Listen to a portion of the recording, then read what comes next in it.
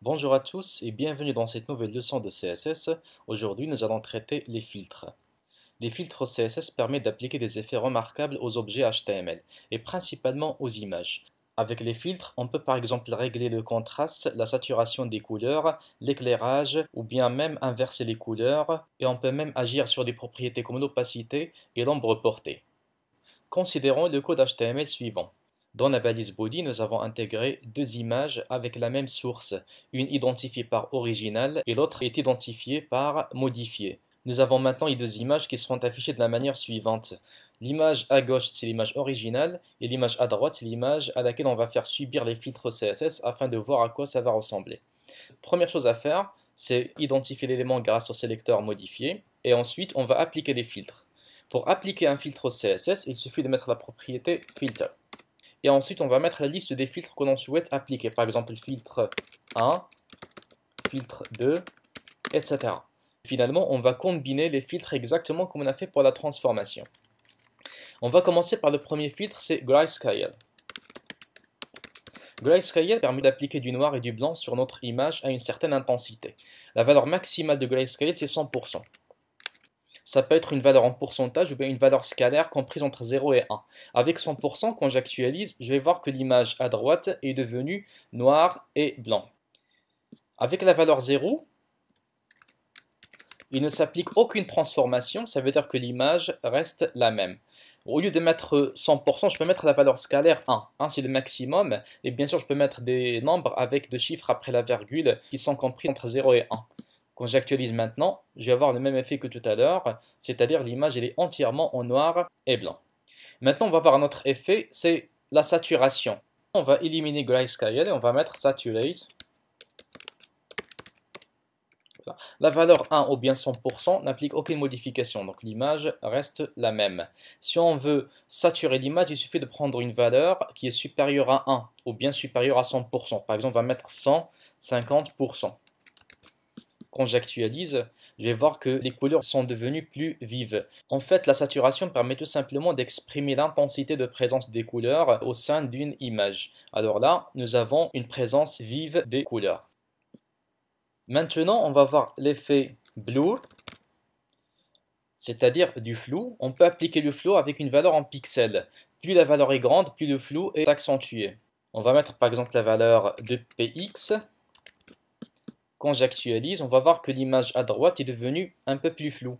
Avec une valeur encore plus grande, par exemple 5px, on va voir que le flou deviendra plus perceptible. Ensuite, il y a l'effet brightness.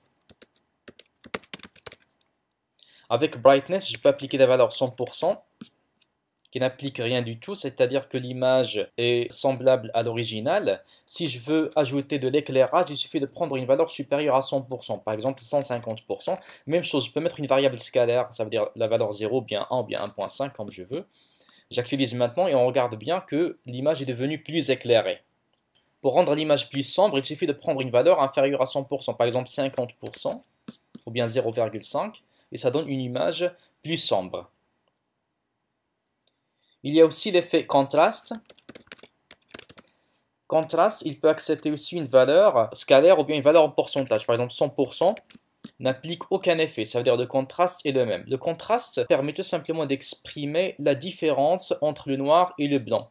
Plus le contraste est élevé, plus la différence entre le noir et le blanc dans une image est grande. Alors là, pour augmenter le contraste, on va mettre par exemple 150%. Et on va voir que la différence entre les couleurs est devenue plus perceptible, et principalement entre la nuance noire et la nuance blanche. On va voir maintenant l'effet sépia.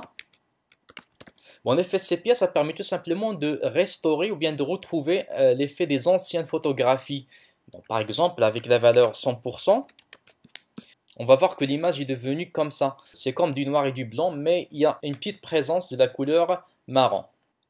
On peut aussi inverser les couleurs grâce à invert.